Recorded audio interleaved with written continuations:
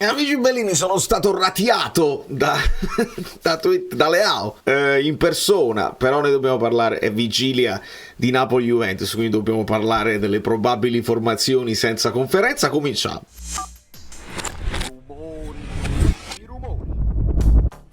Non so effettivamente che tipo di thumbnail ho fatto per questo video, che io prima registro e poi faccio la thumbnail alla fine, però è successo veramente di tutto. Come dice Vigliò, benvenuto Akiros o Akiros, benvenuti a tutti i nuovi iscritti. Siamo diventati virali, però sulla piattaforma sbagliata, e volevo condividere perché non tutti poi stanno su X e non tutti mi seguono su Instagram, eccetera eccetera. Lasciate il like, che noi siamo nella nostra oasi, io preferisco l'oasi di contenuti, di gente educata, di gente per bene, che teniamo qui onestamente. E sto ripetendo questa cosa, vediamo virali, ma in base a cose del Napoli non pensavo mai di vedere esplodere il mio cellulare per un commento anche banale che ho fatto ieri sera su Leao. Mi giro così, adesso arriviamo a parlare del Napoli, il report dell'allenamento, però vi volevo far vedere questa cosa. In pratica io posto un mini video tutto tagliato, tutto sfocato, che poi viene bloccato, ovviamente li bloccano solo a me i video, questo non c'è dubbio, dove scrivo l'irrefrenabile grinta e voglia di vincere di Leao. Io uno così non lo vorrei mai, neanche gratis, questa è la provocazione, ed è l'immagine in cui prima del gol di Okafor Leao fa la sgroppata, arriva fino sul fondo, fuori dal campo, e invece di rientrare, cioè io da tifoso del Milan pretenderei che un giocatore di quella forza e di quella tecnica rientri subito per cercare di aiutare i compagni a segnare. E invece no, blando, perché lui è sempre blando, e si deve dire, dal primo al 90°, si accende all'improvviso ed è devastante, però molto spesso cammina, ed è una cosa che io contesto anche ai miei, quindi non è un attacco contro Leao, assolutamente. In generale, i giocatori che hanno un grande talento e che non lo mettono in pratica anche con un atteggiamento grintoso e con la voglia di fare qualcosa di più, a me non piacciono, e quindi io scrivo questa provocazione, questo sarcasmo. Vedete che raggiunge oltre i 200.000 visualizzazioni, insomma, commenti, retweet e cose varie. Perché arriva a questi numeri? O forse arrivando a questi numeri arriva poi la risposta di Leao, o viceversa, credo più il contrario, perché Leao risponde così e dice forza Milan con le risate, vabbè, una risposta legittima che non entra nel merito, e quindi penso che da qui, vedi, quasi 200.000 visualizzazioni del tweet, perché poi viene ritwittato, eccetera, e quindi esplode il video. Giù ovviamente insulti da parte di tutti. Io per fortuna ho le spalle più larghe di Juan Jesus, quindi non me ne frega niente. Anzi, e diventa impossibile leggerli tutti veramente quando si arrivano a questi numeri. E quindi tutti quanti, tifosi del Milan che se lo difendono, e fanno anche bene, perché sarei capace anche io forse di andare a difendere un giocatore mio se viene attaccato da un tifoso di una squadra che non è il Napoli. Cioè noi dobbiamo vederci le cose nostre, e siamo d'accordo. Poi gente proprio stai zitto figlio di là mi viene tristezza per quelli che magari scrivono un commento innocente sui social e vengono attaccati e parte una shitstorm, e non tutti hanno anche l'età per sostenere degli attacchi del genere, insulti a go-go. È la terra di nessuno, è veramente il far west, certi social, e quindi mi dispiace. Prima o poi capita, non sono il primo, non sarò l'ultimo, prima o poi capiterà che qualcuno fa un commento, va oltre il seminato, e qualcuno ci rimane male. E se succedono cose brutte, quindi dobbiamo veramente stare attenti quando scriviamo le cose sui social, e questa è la conferma che la cosa che vi dico da tanti anni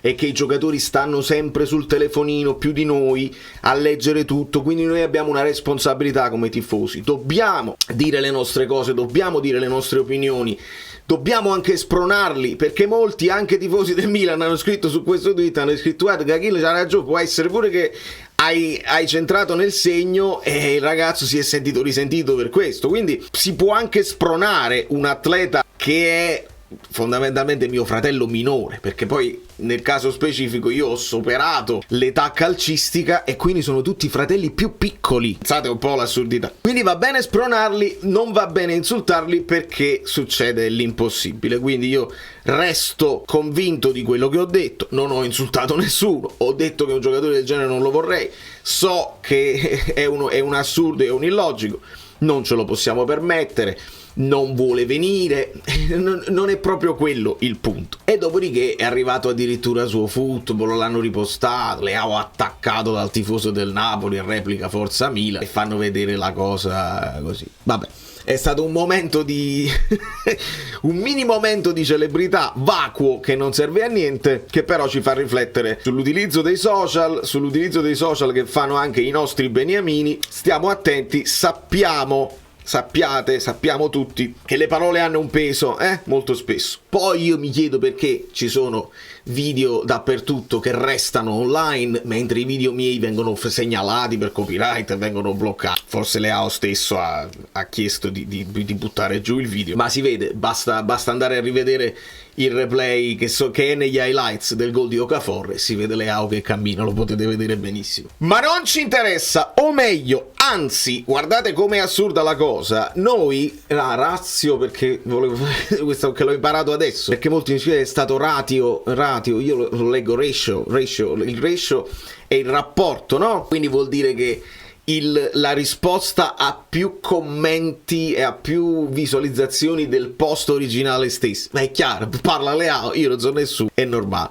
Ma noi dobbiamo parlare del Napoli e in realtà noi dobbiamo anche ringraziare il Milan. Una partita clamorosa che passa alla storia più per l'arbitraggio che per la partita stessa, con la Lazio che si mangia un gol con Immobile pazzesco e il Milan la svanga. E noi dobbiamo anche ringraziarli perché bloccano, vedete, io ero tifoso del Milan in quel momento, pensate un po' l'assurdità, bloccano la Lazio a 40 punti e noi abbiamo un'occasione d'oro per rosicchiare qualcosa in classifica, con una partita però che è la madre delle partite, lo sappiamo che non è una partita qualunque, e abbiamo questi dubbi. Cercavo le possibili formazioni, mi fido il giusto di Sky, visto che nell'ultima partita avevano dato Gollini titolare, Nathan titolare, Zielinski titolare, no, però ovviamente noi non facendo parlare il nostro allenatore non possiamo nemmeno sapere nello specifico come stanno, possiamo leggere semplicemente il report dell'allenamento che ci porta semplicemente Ngonge personalizzato in campo, quindi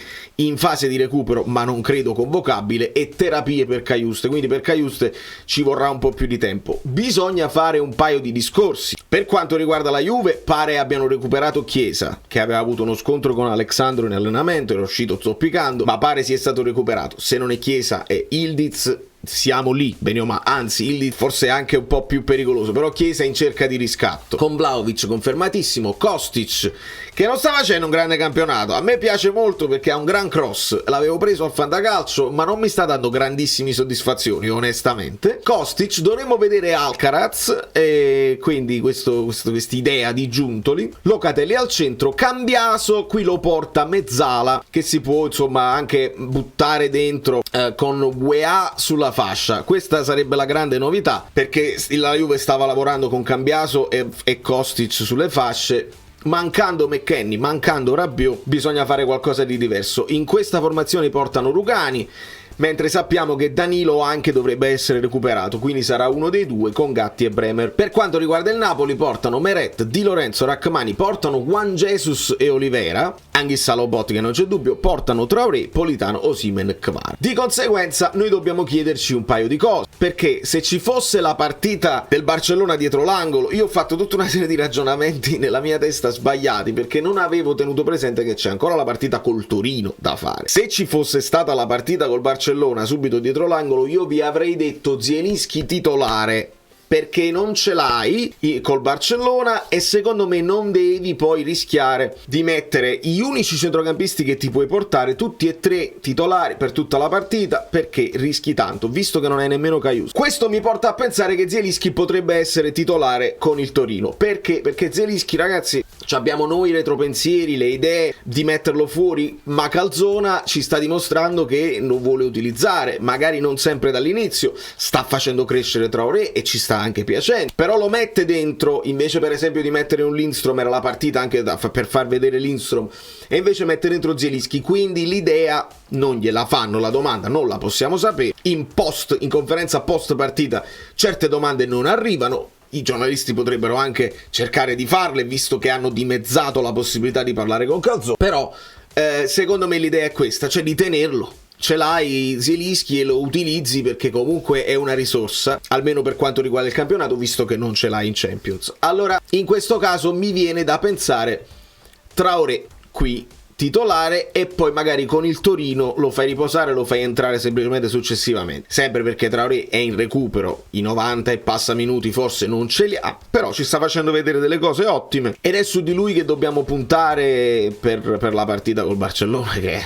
la partita delle partite che ti può risollevare tutta una stagione. Io ero molto sfiduciato quando poi chiamammo Mazzarri, insomma lì vi avevo detto zero possibilità, zero speranze. Puoi fare la partita tipo Fiorentina che hai fatto in Supercoppa, ti difendi e poi ti va bene, però col Barcellona la prendi, l'hai presa con l'Inter, l'hai presa insomma non conviene. Adesso con una ritrovata fiducia, con una squadra che se la conferma domani, io ripeto questo concetto, al di là del risultato, il risultato aiuta tantissimo anche la testa dei calciatori, però basterebbe anche convincenti prestazioni contro Juventus e Torino per andare poi a fare la partita a Barcellona con un certo piglio e una certa consapevolezza, perché serve anche una partita sfrontata, serve una partita coraggiosa, altrimenti non lo fai, e per le speranze di mondiale per club, tutta una serie di cose che sappiamo. Quindi io immagino Traoré qui e poi abbiamo i dubbi: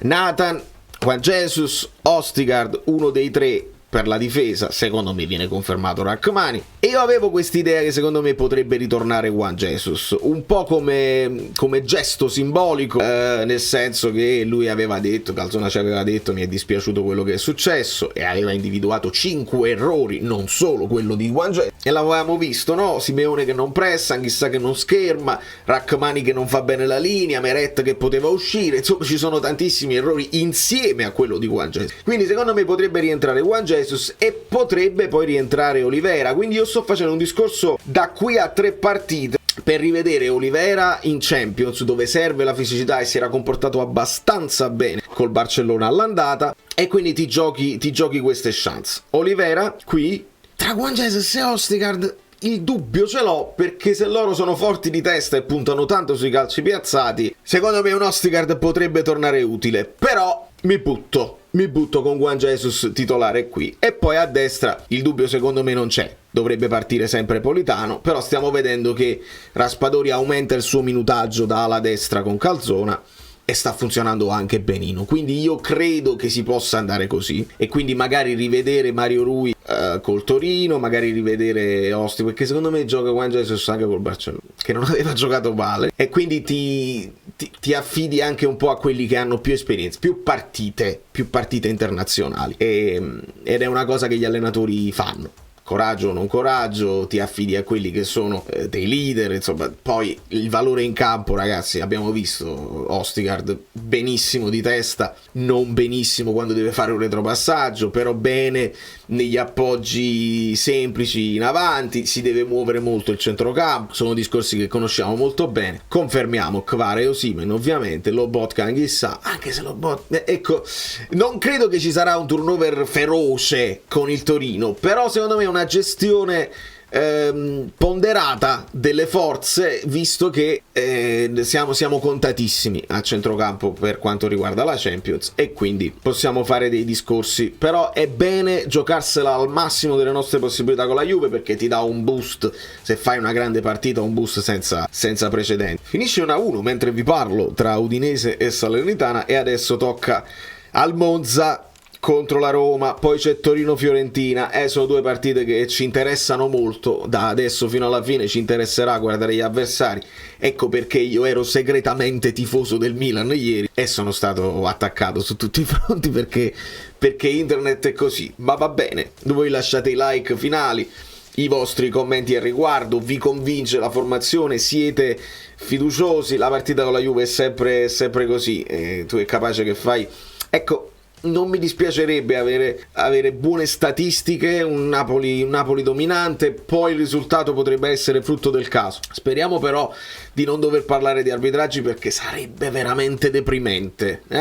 Una cosa bella dell'anno scorso, perché adesso si parla, l'Inter meglio del Napoli dell'anno scorso, uguali. Non c'erano tutte queste polemiche arbitrali che stiamo leggendo, siamo stati proprio superiori a tutti, proprio viaggiavamo su un altro binario e non dovevamo badare a nulla, mentre l'Inter viene attaccata spesso per quanto riguarda le cose arbitrali, adesso si prendono la loro rivincita parlando dei favori dati al Milan, comunque ci ricordiamo, no? Il fallo di mano di Pulisic, c'è tutta una serie di cose, è bruttina così, è bruttina, quindi il calcio è vecchio, il calcio è statico, il calcio potrebbe diventare più bello da vedere anche a pagamento, non gratis per forza con le pubblicità, se fosse un po' più pulito, se fosse un pochino meno dipendente dalle decisioni arbitrali, ma tant'è. Da New York, Valerio Fluido è tutto, vi abbraccio, vi bacio, mi sposto così per una questione di tranquillità, e visto, sono diventato virale, però sulla piattaforma sbagliata.